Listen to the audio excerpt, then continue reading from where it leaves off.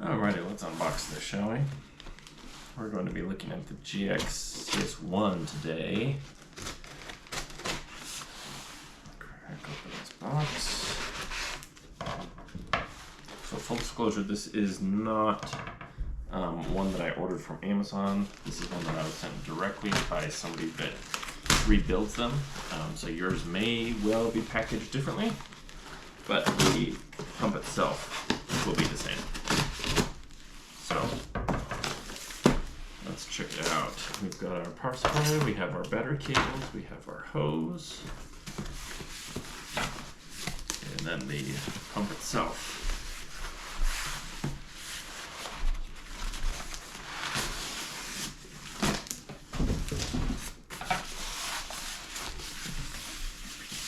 Alright, I think it's nice to get all that styrofoam in there.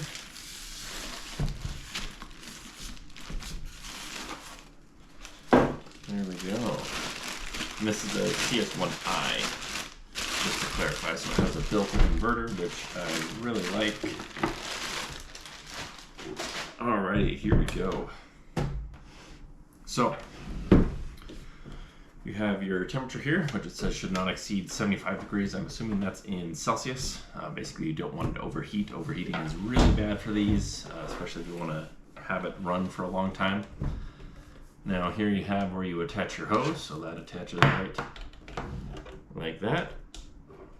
And you have your burst disc, so if you ever go over pressure, that will burst so that that explodes rather than your entire pump. It's a safety feature. And then on this side we have our AC power and our DC power. You have our nice little switch for AC or DC. Start, off, bleed valve. So how these work, you want to make sure that this bleed valve is loose before you start it. So I just loosened that. That allows the piston inside of here to run without being under pressure. It's good for the longevity of the machine. If you start it under pressure, you are going to wear your machine down prematurely and it won't last as long. So don't do that. So let me run you through how you'd set it up. Obviously plug in your power here. Can be running off of AC. Okay, so I'm gonna get this all set up and explain it before I actually turned on, because you probably won't be able to hear me over the sound of this fan, because it is air cooled, so it is quite loud.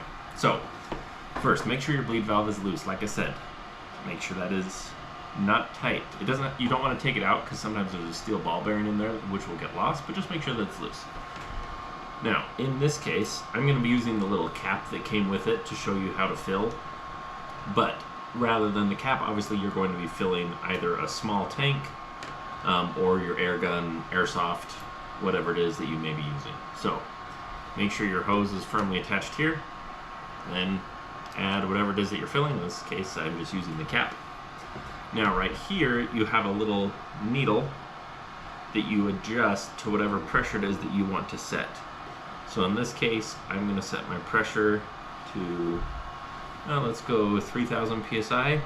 And this one will actually go all the way up to 4,500 PSI, which is really good for one of these little pumps, especially at this price point. And the fact that it has an auto stop is something that I normally don't see on most pumps at this price point. This one is at $240 right now on Amazon. Typically, I don't see auto stop until you're paying, you know, $300, $400, sometimes $500, at least for the ones that I've seen. So that's in. Then you're going to go ahead and turn on your fan, or turn on the machine, and then hit your start button. So turn that on.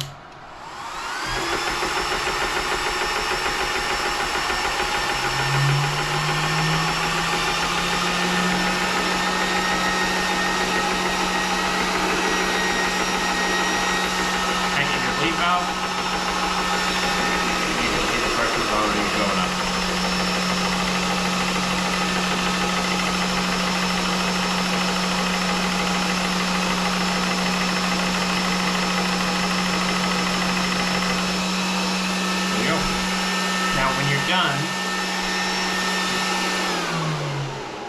So when you're done, you want to release your bleed valve right here before you disconnect whatever it is that you were filling. So bleed valve first, see the line goes limp because it will drain on the air out of this, and then you can disconnect it. So an air gun or an air tank is going to have a valve at the fill port where it will only allow the air in, not out. So you're really just draining whatever air is between the thing you're filling and, you know, the bleed valve, so it'll drain this hose. So there's your basic functionality. I'm gonna go grab a screwdriver and we'll crack.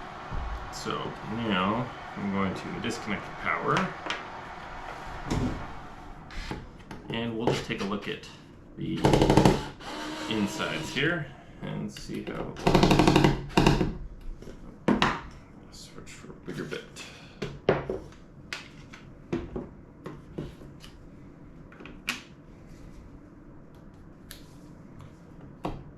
So I like to pull the top off of these in the videos because, you know, nothing's perfect, and sometimes people do have issues with these machines. And I myself have occasionally had issues with these machines. But I find that typically when there is an issue, it's pretty easy to fix.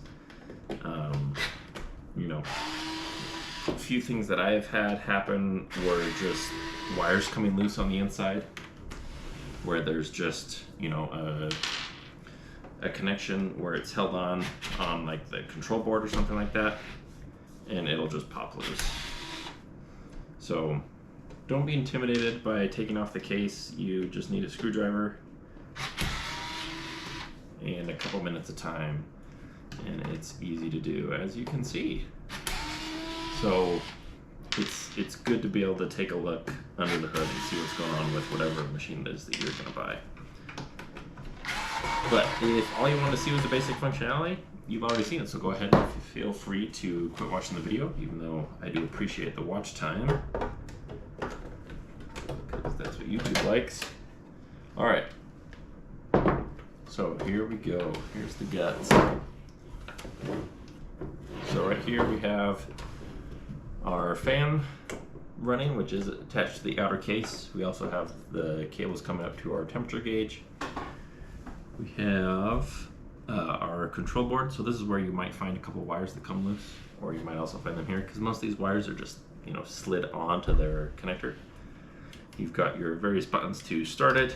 You've got your needle over here on your piston and your electric motor, and then your inverter tucked away in here. So I would not advise breaking it down further than this unless you have a good tutorial on how to do it. There are a couple videos out there on how to rebuild these pistons. I myself have not done it. It's definitely doable, but like, don't crack apart the transformer unless you're really comfortable with electronics. I don't want you to get electrocuted.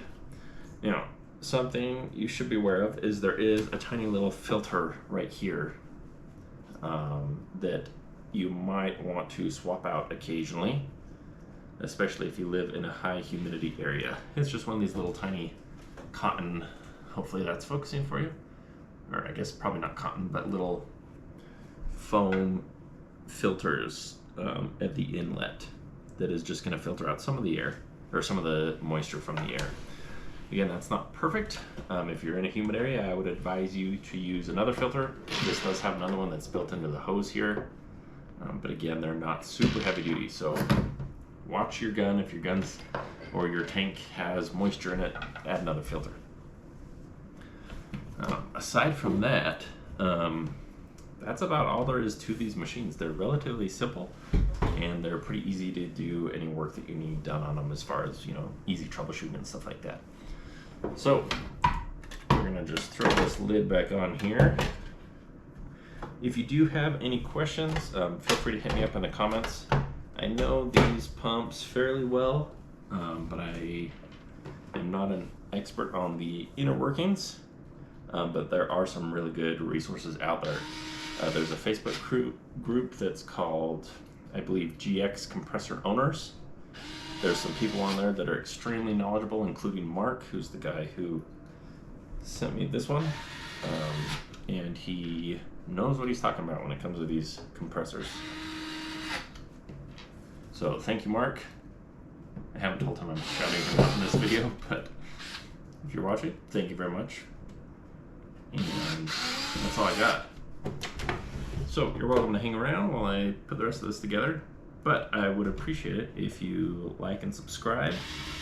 We are trying to get the channel monetized so that I can actually earn some income off of this. So that would be very helpful. And I will also have a affiliate link in the description to where you can get this little compressor. I think for the money, it's pretty tough to beat this compressor. There are cheaper compressors out there. You can see I have a few videos on a few different ones. But this is probably the cheapest one that I personally would recommend someone get starting out. It's a pretty well-known company, fairly reputable. It has good features. It has your built-in inverter. It has your auto stop, which I really think is very important. You can walk away and it's not going to blow up your compressor or blow a burst disc. It'll stop on its own. And honestly, I think that is worth paying the extra $50 or something that distinguishes this from many of the other ones. So there's my 2 cents. I think this is among the best budget compressors for air guns. Obviously, I will continue to use this. If I have issues with it, I will discuss them in the channel and make a follow-up video. But I've used many compressors from GX that follow the same model as this one, and they have done very well for me. So there you have it. There's my 2 cents.